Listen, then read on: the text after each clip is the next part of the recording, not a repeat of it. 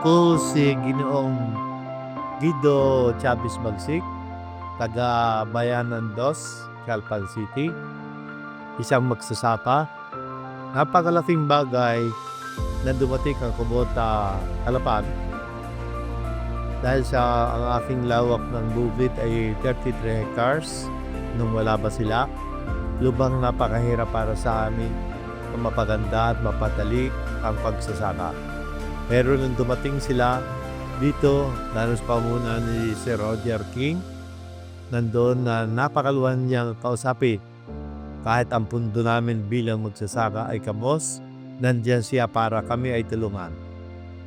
Nang dahil sa Kubota, napalawak namin na halos ang aming pamilya ay may humigit kumulang sa 300 hectares.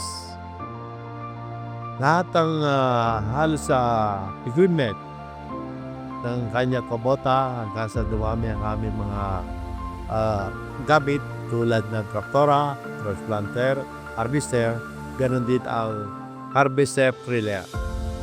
Doon namin nakita kung paano mapa-advance ang mechanization sa tulok ng Kubota, Calapan.